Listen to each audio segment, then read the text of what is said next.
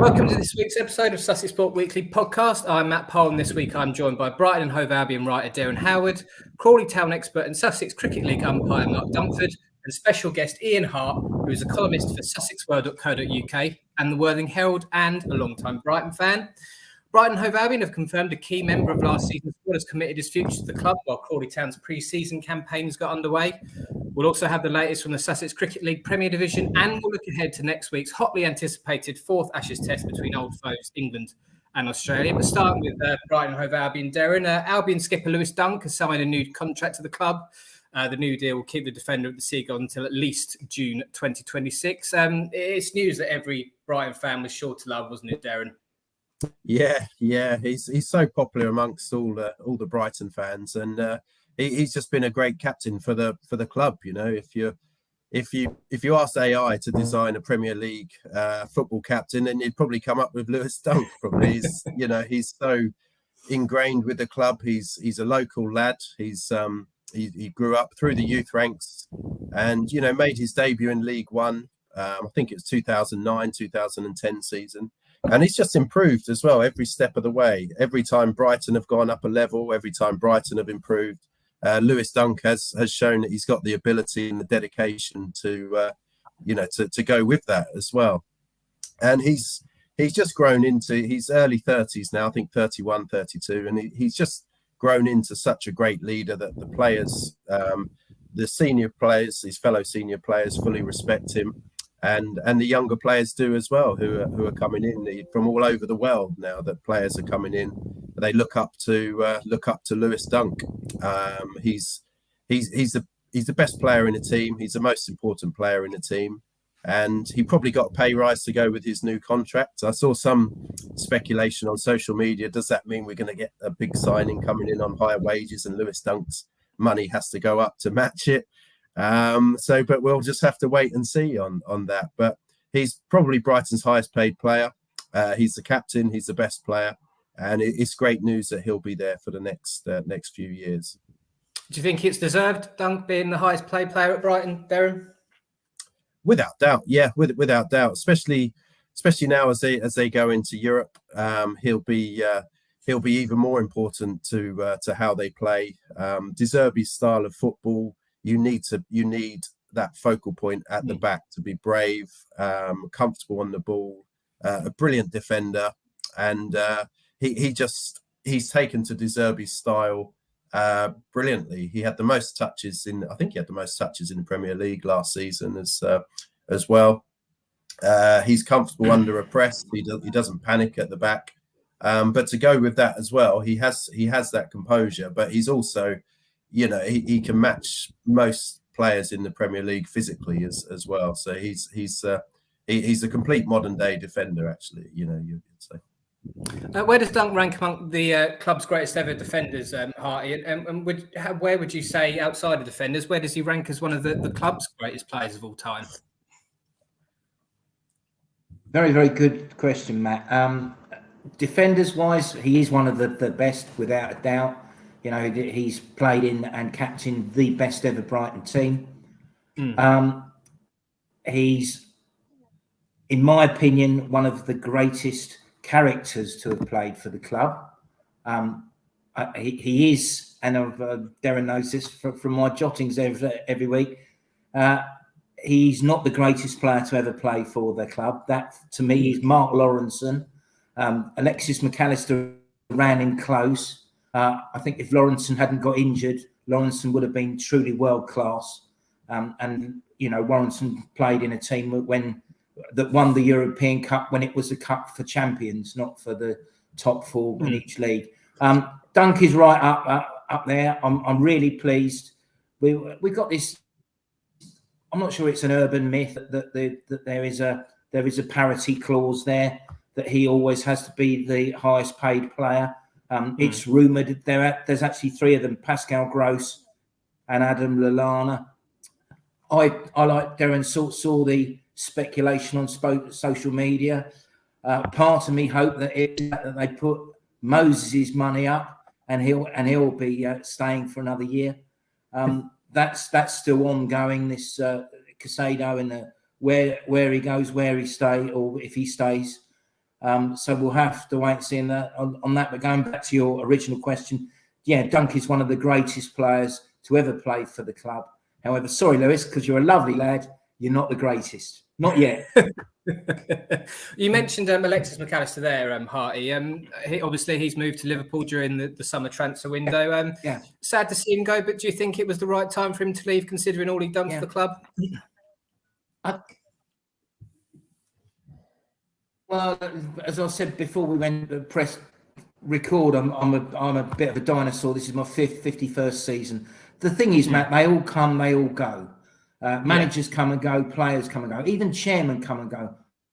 I've seen 5 chairmen at the Albion. I am sad to see him go, but I wish him well. He served us well.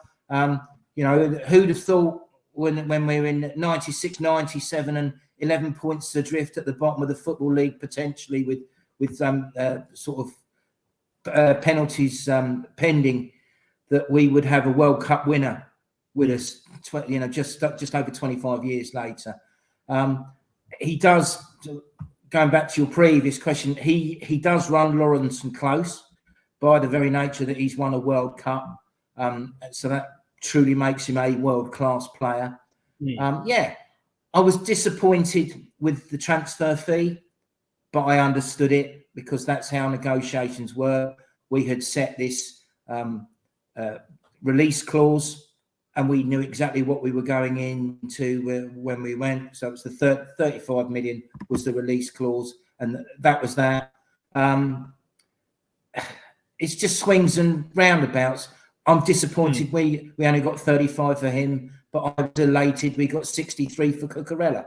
So, it's just the slings and arrows of the transfer market, and we can't moan about it. As I understand, and it's not fact, it's just rumour, but it's that the 4 add-on clauses are that he wins the Premier League with Liverpool, which is unlikely. He wins the Champions League with Liverpool, which is more likely than the Premier League, funnily enough. He plays 200 games for Liverpool, which is debatable in this day and age. And he retains the World Cup with Argentina. Those are the 4 things. It's rumoured those are the 4 things. So that's not a fact before I get the club bringing me up having a go. But of those 4, there's probably only one that you could see actually happening, in the next few years. Well, another player who looks like he is probably going to be leaving this summer is Moises Caicedo, and he's dropped the biggest hint yet that he's set to leave the Seagulls and join Chelsea. In an interview with Ecuadorian journalist Maria Jose Flores, the midfielder said the Blues were a big team and he wouldn't be able to say no to them if a bid came in. Is that the writing now on the wall in terms of his departure, Derren? Yeah, I'd be amazed to see him still at Brighton. You never quite know, but I'd be amazed to see him at Brighton next season. I was listening to an interview with De Zerbi that he did for CBS yesterday, and he was saying that Caicedo is actually back training with Brighton as they're preparing for their Premier League summer season in America. So Caicedo is currently training with Brighton and at the club, and he returned along with the other international players such as Mitoma and Ferguson. So yeah, he's currently at Brighton training, but I would be amazed if Chelsea let him slip through their fingers at this time, because the amount of midfielders Chelsea have sold, Loftus-Cheek, Kovacic, Mason Mount, Jorginho went to Arsenal, Kante has gone to Saudi Arabia. Pochettino needs a midfielder, and I think Chelsea would do all they can to keep Pochettino happy in his honeymoon period, as it were. He's just arrived and he's identified Caicedo, and the only stumbling block possibly is that if Albion continue to hold out for 100 and Chelsea just say, look, no, sorry, we really aren't going to go that far. But so that could be an interesting one. But yeah, it looks and as that's though a huge stumbling block. Well, I was going to say, it depends if Brighton stick to their guns, though, or if they do lower that fee. Because I think they've looked at Declan Rice, haven't they, to see how much he got, and then is any holding midfielder worth? I don't think they will lower it. I think. Yeah. I think Tony Bloom, knows where he's at, and he will stick to his guns. As this goes on, I'm actually getting more positive that we might have one more season out of Moses. I really do, because I think Brighton are going to stick and say it is 100 million, and I'm not sure, however, keeping Poch happy, that whether they're going to pay 100 million pounds. So every day it goes on, I actually get more positive. I know it was the back page lead in the Sun yesterday, but if you look at the Sun's track record throughout the paper all week, should you believe anything that's in there anyway? So I really do think Brighton will stick to their guns, and they will say it is 100 million. The only thing, and I think we're going to allude to it, is that will Poch use existing members of the Chelsea ranks as a sort of sweetener? I've heard rumours away from either club, but sources close to the player, Conor Gallagher's quite keen on a move down here. Colwell, that's all still up in the air. So we might get goods to the value of 100 million. Tony Bloom will not let the player walk out of the Amex for less than 100 million. It might be cash plus players making it up to that value, but I think Brighton will stick to their guns right until that transfer window closes. Yeah. No, I agree with that too, because it's a complicated negotiation because it involves more than one player. And I think there's a couple of players at Chelsea that you say that Brighton would be keen to take, especially Levi Colwell. And you could see Conor Gallagher working well with Billy Gilmour in midfield next season as well. So it's going to be a complicated negotiation. But there's Paul Winstanley, who's obviously was at Brighton previously, is now doing a negotiation for Chelsea. So you would think that there's some quite good open discussions. They know where, but they're both each other are coming from. So I would probably guess that a deal would be made. But like you say, Harty, you never really know, do you? If Brighton are adamant and hold out. Do you think also, Harty, that Chelsea have been hamstrung by the fact that Brighton have seen that Chelsea have already spent £100+ million on a holding midfielder in Enzo Fernandez? I think Brighton know that Chelsea have got the money. We knew that with Cucurella, didn't we? Yeah, because I don't think they're going to get a lot of money back from him if they get rid of him. I just think, and this is again with not being, don't want to be controversial on here. This is one of the advantages, one of the great advantages Brighton have of not having a foreign owner. They have an owner who has supported since he could walk and talk. But they also have an owner that is probably one of the most astute businessmen that's ever been involved with the Premier League as an owner. And he is going to stick to his guns. He's a poker player. He wants 100 million or goods to the value of 100 million, period. Paul Winstanley could bring down dancing girls, sausage rolls, anything you want. He won't change his mind. That's what we're going to do. And I do think that we could, and that what fills me up, because that's part of the excitement now. And I'm sure Moses will be watching this at some point. Stay for another year. European football. We're not at the Withdean now. We're not at Gillingham. We've got European football. It's a nicer place to live than West London anyway. So for another year and develop yourself, and then you can leave next summer with Harty's blessing and everybody else's blessing. But I do think, seriously, it is 100 million or nothing, and that's why we are lucky to have Tony Bloom. Speaking of one player who could be leaving horrible West London for Brighton is Levi Colwell. Mauricio Pochettino has been speaking into the press about the potential Brighton rumours. The new Chelsea boss said he needed to speak to the defender when he returns to pre-season training to assure him of his future. Do you think a chat with Pochettino will make a difference, Derren, or do you think Colwell already knows in his mind what he's going to do next season? Well, he's contracted to Chelsea still, so he's in a bit of a difficult position because he's almost. I think Pochettino would love him in his team. He would like to play him, and you could see Colwell being a starter at Chelsea.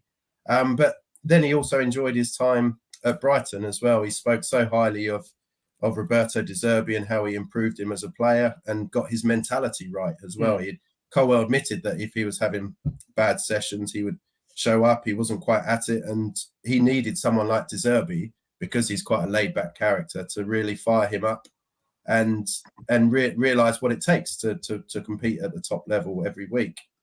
So I think Colwell would be happy. He would be happy at Brighton if it came to that, and you could also see him starting for Pochettino as well. So from Colwell's point of view, he's in quite a good position, but he's also mixed up in this transfer saga between Caicedo, and he's probably part of the discussions in amongst that as well. So he has to be careful what he says, because he could end up staying or he could end up leaving. So he's kind of in limbo at the moment. But I think he's a great player. I think he'll win loads of caps for England in the future. And he would be a really good signing for Brighton, a good age as well. And because he's a left-footed centre-back as well, he offers that balance alongside Lewis Dunk or Adam Webster. So yeah, but yeah, just going back to Harty's point, I think most Brighton fans as well would probably take, if you lost Caicedo but gained Gallagher and Colwell, I think most Brighton fans would probably take that. Harty, you had the privilege of watching Colwell at the Albion last season. Just how good was he, and how desperate are you to see him back at the Amex? You never get desperate about players, but Colwell he's like a Rolls Royce. He is the next Bobby Moore. I'd love to see him sign for the Albion. I think, as Derren says, he's going to have a long international career. He's the natural successor to Lewis Dunk. And, I know there's a saying, you can never have too much money, but he must look at Dunk's lifestyle. Dunk has a very nice lifestyle, very happy family man, living in Brighton Hove, and Brighton Hove Albion going places, doing things. Probably win as many trophies as they do at Chelsea, but not as cosmopolitan as Chelsea. More a proper football club with proper football fans, and not sort of butterflies and transient. And so I really think that it's going to be a big attraction. And as you say, to go back to something we talked about at the top of the show, Mark being the greatest player to ever play for the Albion, RDZ, the greatest manager that the Albion have ever had and possibly will ever have.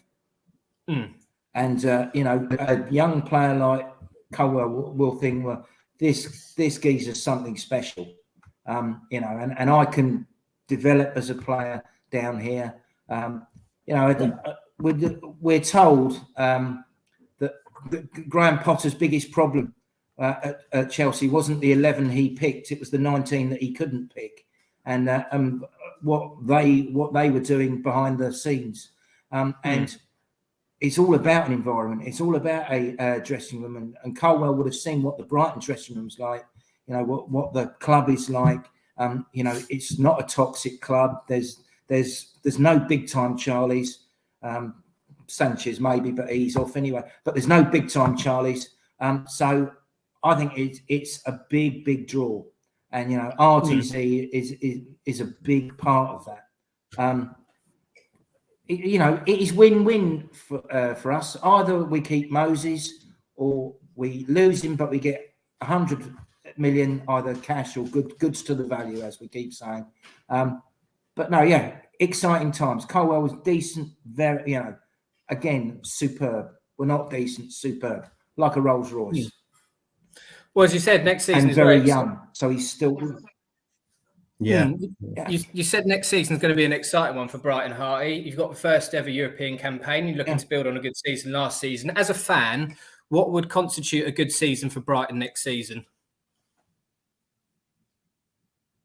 We were talking about this at work the other day, and I think you have to be realistic. Bearing in mind from the journey that a lot of us Brighton fans have been on, and I don't want to sound like Uncle Albert in Only Fools and Horses, but we have been down, we have been through. We've had our battleship sunk a couple of times. I would be happy with a top 10 finish, an extended run in the League Cup or FA Cup, possibly going one better last season in the FA Cup, and I would be happy with a last 8, possibly last 4 finish in the European competitions. Don't forget that if we finish 3rd in the group, we drop into the competition that West Ham won, which could be arguably easier than the Europa League that we're in now. So top 10 finish, which I think is not a shoo-in, because nothing is certain. Look at Leicester City; they've gone from hero to zero very, very quickly. But I think a top 10 finish, an extended run in either of the domestic cups, and a decent run in the Europa League. And at the cup final reunion, Tony Bloom did get up and get on the mic, because we had the cup final reunion dinner, and he did promise us that we would win a trophy very, very soon. So, Tony said it, so I believe it. Albion, also Hart, you've released their new away kit ahead of the new season. What do you make of it, and what's your favourite Brighton kit of all time, out of interest? Yes. My favourite Brighton kit, well, there's so many. When the kit came out last week, and it's no surprise that Matoma was modelling it, because Matoma is the most sold replica shirt now. The sales in Japan have gone off the stratosphere from the club shop. I think we might open a Tokyo sub branch. But no, we've had so many kits, but we had a count up. My Sam's 28 now, Harty Jr., and I bought him his first kit in 1997, which was a Santex sponsored kit made by Top Team, whatever happened to them. And he's had 33 shirts since 1997. Some of them were goalkeeping shirts, because he's a goalkeeper as well. It is what it is. That it is part of the commercial thing, and they have to sell the shirts. I've said in my column this week, let's not be shocked or surprised if we have a European kit making 4 kits. But you got to make hay while the sun shines, and it is nice to have a commemorative kit. And if we're going to have a kit that we're only going to wear in the Europa League, it'll sell well. Look, Albion kits come and go. They used to, when we really went down the commercial route. First of all, it was 1977 when we had the Butler kit, was the blue and white stripes. And then we went to the Adidas when we went to the British Caledonian. And it used to change every couple of years. And that was right up. And then we had the second kit came in. And then Dick Knight did the Batman kit. Do you remember the black kit, skint? With the looked like a bat. Yeah. Looked like a bat on the front. And that was the first year that we had a third kit. That was in 2002. We've had 3 kits every year now. And since we've been in the Premier League, we have a new kit every year. But that's what everybody else does. It's a commercial sort of pathway. So that's what you have to do. I just feel sorry for parents. And now I've got it all again, because my grandson will be getting a kit next week when the new kit comes out. And although he's half Spurs and half Brighton, which I'm still getting my head around, because his dad's Spurs, you see. So you have to go with your dad's team partly, don't you? I'm sure you'll sort that, Ian, don't you worry. On the Crawley Town front, they kicked off their pre-season campaign with a 2-1 win at East Grinstead Town on Wednesday evening, with Nick Cerula and Florian Castrati grabbing the goals. You're at the game, Mark. Was there much to glean from this Reds performance? I know they fielded 2 completely different 11s in each half. I thought it was good exercise, actually, watching, because there was all the new signings played. So you had Danilo Orsi, Harry Forster, Joy McKenna, Liam Kelly. They all played. And what I took from the first half is that if they can get Ashley Madison, Orsi, Dom Telford, and Forster playing together, they are going to be an exciting prospect to watch going forward because they were quick. Forster in particular on the left wing, he looked really exciting, beating players for fun. It's like most of the thing, the final ball left a little bit to be desired, but it was the first match of the season, pre-season friendly. So it was, so that was good. Liam Kelly looked good in the middle of midfield. Obviously, they're looking for a Jack Powell replacement. Liam Kelly looked like he linked up well between calm on the ball, simple passes, nothing spectacular about him. Didn't try anything fancy, but just, So there was lots of potential there. I mean, last year they beat East Grinstead 9-0, and this year they only beat them 2-1. But East Grinstead were much better than they were last year for one. But it wasn't about the result at all. It was, you could see Scotland's on the sideline watching each individual player, singling them out, giving them instructions as the game went on. It was really interesting to watch. But second half, Nick Cerula and Joel Lynch were the two sort of players you might expect to be in the first team who played in the second half 11. And Nick Cerula ran the show. I thought he was superb. And if you can have him, somehow fit him and Harry Forster both on the left, I wouldn't want to be a right back anywhere in League Two next year. They look like they could have a lot of fun together. But it was a good exercise, and I enjoyed the game. How was Scott Lindsay after the game? Now, was he pleased with what he saw? He was. I sensed, he didn't say it on camera, but I sensed he was a little bit frustrated they didn't score more because they could have easily had 9. But I think he was pleased with what he saw, and he particularly singled out Harry Forster for his first half performance. So it's going to be. I think he was pleased with it, but I think he'll be looking for more goals because they take on Three Bridges on Saturday. Yes. Then they got Dover Athletic on Tuesday away, which I think will be more trialists. And then when they've got their big sort of showcase friendly against Crystal Palace at home. So I'm sure Harty will be there cheering Crawley on for that against Palace. But one interesting player that did play in the second half was a guy called Adeyemo. I hope I'm saying his name right. He's an interesting player. He's from Craig Valley Paper Mills. He's been playing for. But he looked really impressive, and certainly at the beginning of the second half, he did a couple of one shot with his left foot from 20 yards, which stung the keeper's hand. Did a similar thing on the right hand with his right foot, and he looked pretty good. So whether I think Lindsay said afterwards that all the trialists that played, there was a guy called Sonny Fish as well, who's been at Leighton Orient before. They will be playing in the next couple of games as well. So obviously they're looking at signing a couple of these players, giving them a good run out. So it was. I think he was pleased, but I think he was just a little bit frustrated with the lack of goals. It would have been good for confidence if Dom Taylor could have stuck home a couple of chances. You also spoke to Scott before the game at East Grinstead regarding their summer transfer business. Is he happy with what they've got so far? And is there any more news on Remiota's Reds' future? Because I know that his contract's up, obviously. Yeah, he's pleased with who they've brought in. He said that their squad they're quite way off where they want to be with the squad. I mean, obviously, we've seen the likes of James Tilley, Jack Powell leave in the summer. Some are good, experienced players. So he's got some good players in, but I think he wants more.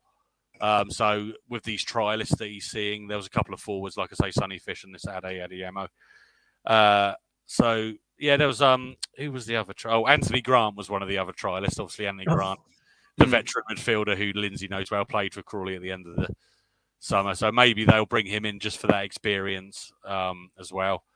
But he's not quite there yet with his squad, and he knows that. But we've got 3 weeks now until the start of the season.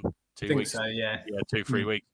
So I expect to see a couple more people in. I'll be surprised if there's anything other than people we saw in the friendlies as trialists, but who knows? And there was also a third keeper there. He didn't play in the game. Luca Ashby Hammond. He was there as a keeper warming up with Corey Adai and Roshan Greensall. So that'll be interesting if he comes in. Because Corey Adai, I'm pretty convinced will be number one. But if he can have someone pushing him, it's going to be interesting. But he said he wanted 3 keepers in the squad, which most people would want. So the squad is looking okay. it probably on paper looks weaker than it did at the beginning of last year, but we saw how they started last year. Yeah. So hopefully Lindsay's going to have the right players, all connecting, all playing the right way, and then have a better start than they did last season. Is Luca Ashby-Hammond next Fulham out of interest? Because I think I He recognise is, the yes. name. Yeah, he is. Yeah, so he's only youngster. I think he's 22. Maybe he played England under 20s international. He is, so obviously got a bit of pedigree there. So if he can come in and push Corey Adai, but Corey Adai looked really very assured the other day. He's obviously still got a lot of confidence from his performances at the end of last season. Absolutely. Well, moving on to cricket, it's incredibly tight at the top of the Sussex Cricket League Premier Division, isn't it, Mark? After last weekend results, Horsham were the only one of the top four to get a winning result last weekend. Yeah, it's the first weekend where we've had lots of draws. So it was, I can't remember who it was. So East Grinstead hung on against Three Bridges. Roffey hung on against Cookfield. Cookfield couldn't quite carry on their winning streak. And Eastbourne held on against Preston Nomad. So, I'm interested, but Horsham absolutely battered Mayfield, who were bottom of the team, 85 all out. I think they were chased down in 10 overs. So, it's still looking really tight, but Cookfield, they're still 21 points clear. 41 points clear, sorry. So, East Grinstead have got 2 wins to catch up with them. No, sorry. Cookfield are 21 points clear of East Grinstead, but 40 points clear of Horsham. So, so there's East Grinstead have basically got to win 2 games to get above them effectively, because Cookfield, they've got Mayfield on Saturday, and I'd be surprised unless Mayfield pull off a massive. It'd be the biggest shock of the season if Mayfield beat Cookfield on Saturday. So it's really tight, but at the bottom it's looking a lot of work for Mayfield and Eastbourne to do. They're both 40 points adrift now, pretty much. So it's got to be a shame, because if those two do go down, there'll be no East Sussex teams in the Premier Division. It'll all be West Sussex and Mid Sussex. So it would be quite a bit of a shame to not have that representation from the East, because you've always had Hastings, Eastbourne, all staples of the Premier Division. But interesting to see what happens this week. Well, we also spoke about Josh Hayward last week, and we said how amazing he was, and he clearly heard what we were saying, because he played another absolute blinder for Cookfield in the draw against Roffey. He finished with incredible figures of 735. As I said last week, we were saying how great he was, Mark, but do you think there's any chance for Sussex call-up due to the stellar season he's having? They've playing the game against Derbyshire, looking at it, the county championship game, they've struggled for wickets. Yeah, well, that's been Sussex's problem all year, hasn't it? Been taking 20 wickets in a game. And, I mean, I don't know how closely they do look at the local cricket leagues. But Josh Hayward has been amazing. But he's been a good bowler for many years. And I think if he was going to get picked up by Sussex, it would have happened by now. He's been sensational this year. I mean, 7 for 35 against a Roffey side, which is pretty amazing. So he's taken 32 wickets this year at an average of 9.53, which is ridiculous. The next top wicket taker is New Zealander Fraser Sheet of Middleton, who's taken 26, who I umpired on Saturday, and he is a quick bowler. I don't think there was many a stump flying around the ground at Bognor on Saturday when he was bowling. He took 4 wickets. So he's got 26 wickets, but Josh Hayward is going to romp away with the top wicket taking league. And you fancy it to take another 5 for this week against Mayfield. But Sussex, like we said, they do struggle to bowl teams out. So maybe it is time to get an experienced person, left-hand bowler, get him in there. Why not? How would you rate Sussex season so far, Harty? I know that the Vitality Blast was very, very up and down and ultimately ended in disappointment. And there seems to be maybe promising signs in the county championship. Yeah, it's a difficult one, isn't it? Because it's our county, and I've been going nearly as long to Sussex as I've been going to Brighton, and watching Worthing play, and the Vitality is the one that's all in, and that was disappointing. At least I saw a record-breaking performance from Surrey when I went down there on that Friday night. I think they got their highest score ever in the T20. But I just think, I don't know that I can't put my finger on it, because as Mark says, that there's lots of young local players that don't seem to get a sniff. I know Nick Oxley very well, and I know he's been there a couple of times. And I don't know, is Archie Lenham going to get another chance, or is he going to be surplus to requirements now? He's got a back injury at the moment. The problem is that they make all their money. I remember talking to Tony Cotty about this, the little Welsh bloke, rather than the bloke who spoke at West Ham.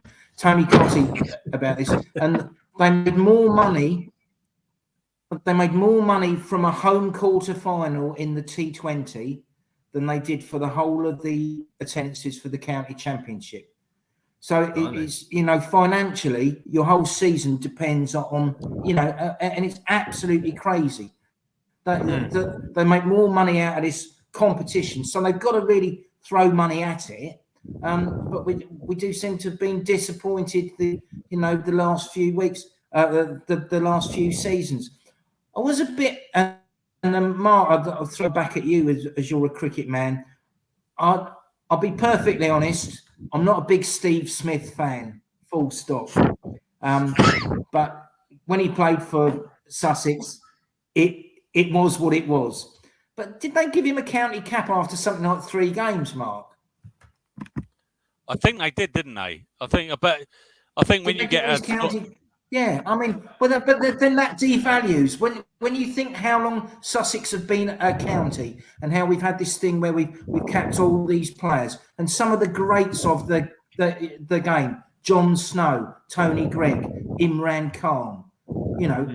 Players, great players, and then Steve Smith, a player with questionable morals, turns up, has 3 games, and they give him a cap. Totally devalues the whole thing, doesn't it? I could see that point of view, but what happens? Clearly not, Mark. But if it means that he comes back next year and plays a full season and helps, say, because Sussex could get promoted from Div 2 this year, they only have to win a couple of games because they're not losing any. Yeah.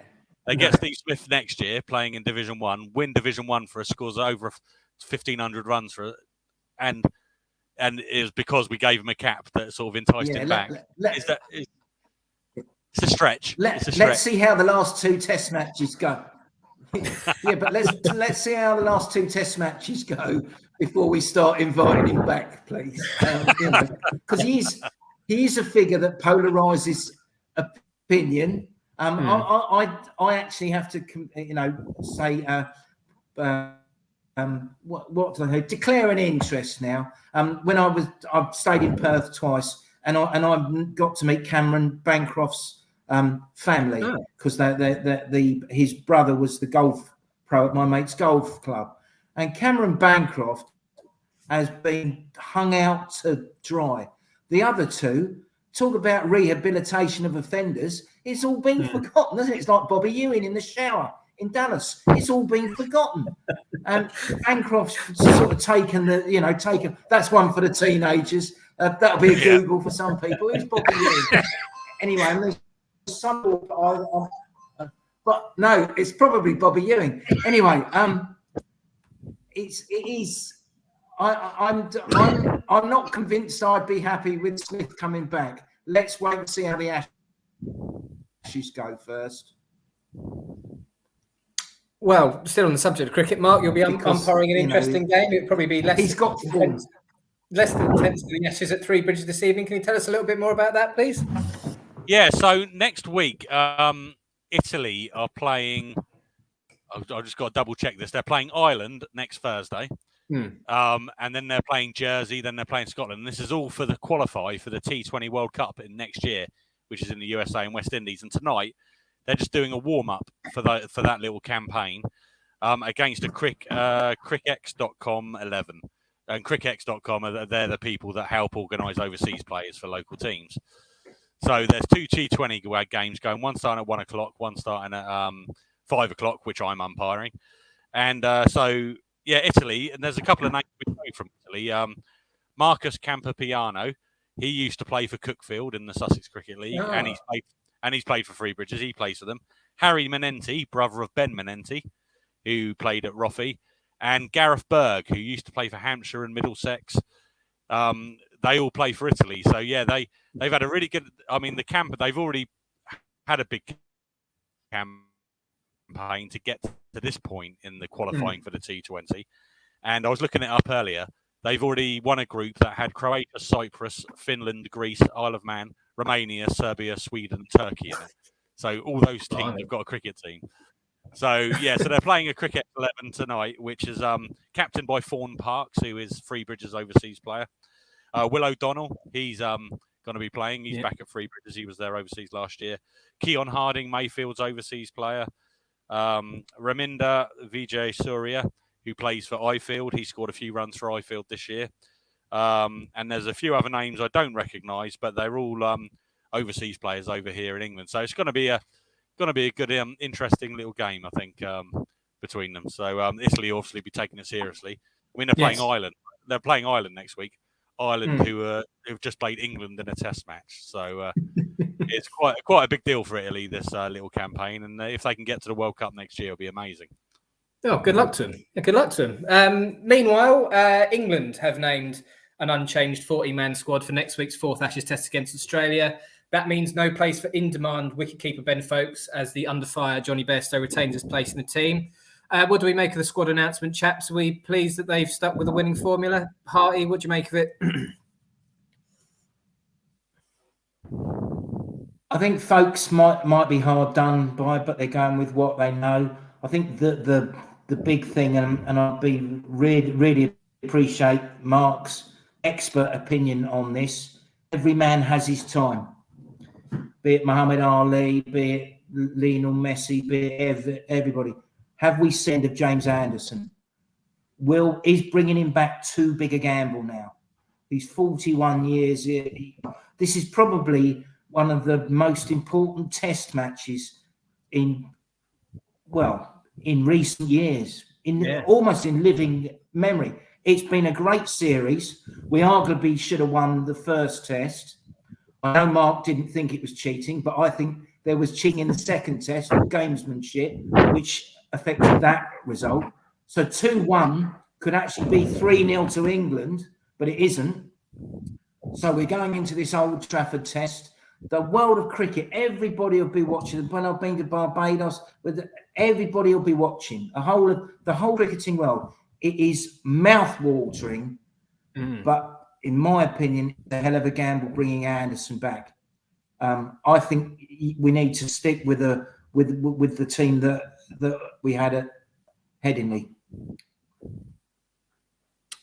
Yeah, I do agree with that. So we touched on it on our Ashes podcast we did on Monday about Jimmy Anderson, because obviously there's the sentimentality element of it being at Old Trafford, bowling at his own end.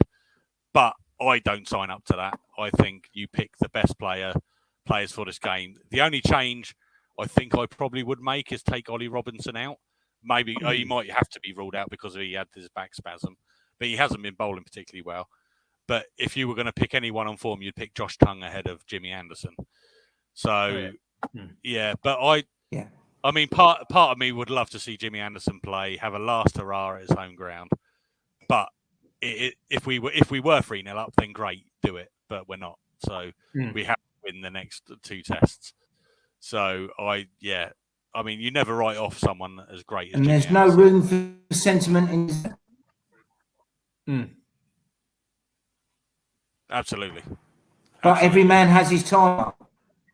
You know, every man has his time, and I do think it is a hell of a gamble, a hell of a gamble bringing him back. But it wouldn't it be lovely to all of us to be proved wrong? Oh, I'd love it. I'd love nothing more. And they bring him back and he has a fiver. Yeah, absolutely. But in each innings. But as he proved in the first two Tests, like I think we said it a couple of times, it's the first time he's looked like a 40-year-old bowler. Yeah. And I mean, he's still fitter than I will ever be. Yeah. That cough added for effect, Mark. Yeah, absolutely. Yeah. Derren, do you think there will be changes to the starting 11? And if so, do you think Ollie Robinson is probably the main candidate to drop out? You're on mute, Derren. Sorry, guys. Yeah, based on his fitness, I think Ollie Robinson could be the man to drop out. I thought Tongue was unfortunate. Josh Tongue was unfortunate to miss out last time around, but they won, so you'd have to say that Stokes and McCullum were proved right on that occasion. Bowlers and see, Wokes, you can't really drop him now. But how he played, Wood. He adds that extra pace which England have been lacking. So they're going to have to assess the fitness of them all, make sure that they're all fit and firing, and then whittle them down from there. I'd love to see Jimmy Anderson play. Whether he will or not, I'm not too sure. But the main thing is that we just get the win, no matter how we do it. Just get that win and take it to the final. Take it to the final test. Before we move on to predictions, chaps, why do we think there is such a reluctance from the selectors to pick folks? Yeah.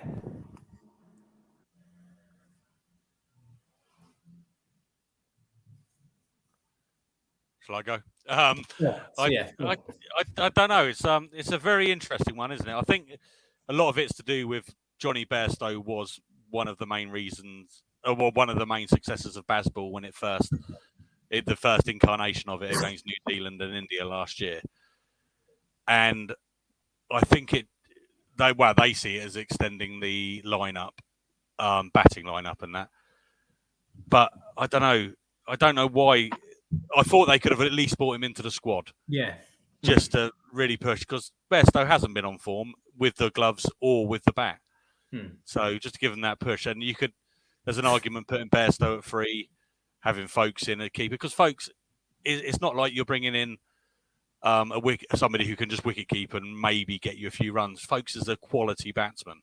He's going to score. He can get you a century. It wouldn't be a shock if he got a century in the next test and that.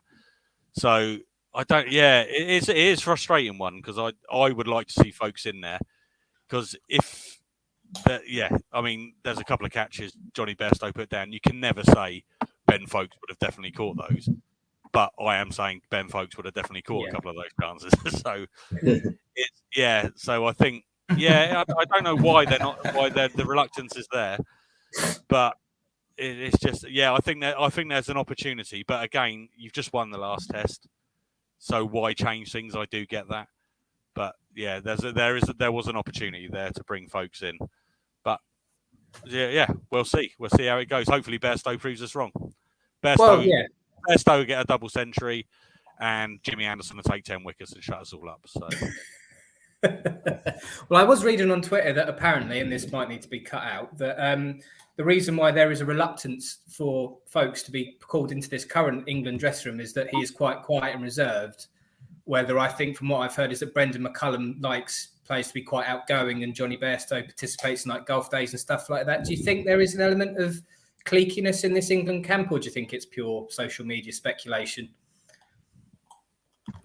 Yeah, my hunch would be I don't think there'd be a click in the camp. It seems a very happy camp from the outside looking in, certainly much more so than you look at some of the teams.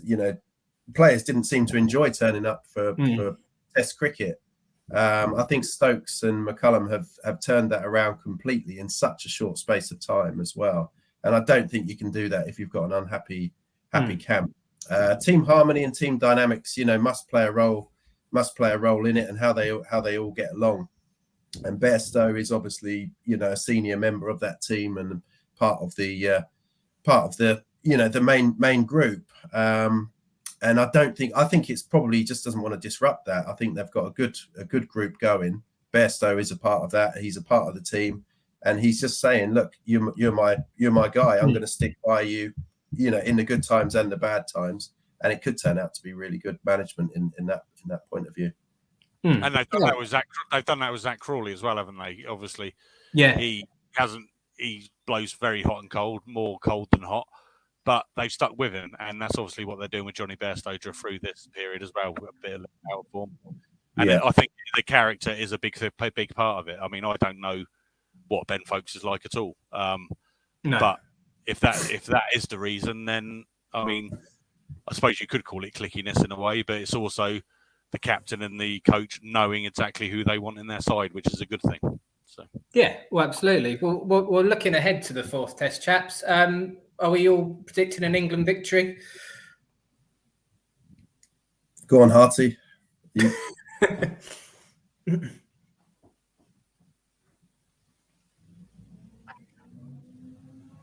I'd love to see him. It doesn't kick in. I'll probably get tarred and feathered when I go up to Brighton, Burnley, by saying this with their favourite son, Jimmy Anderson. I think there is no room for sentiment in any top level sport. If there was, we'd have Freddie Flintoff and Ian Botham playing next week. Look, I think England will win. I think it's been an absolutely thrilling,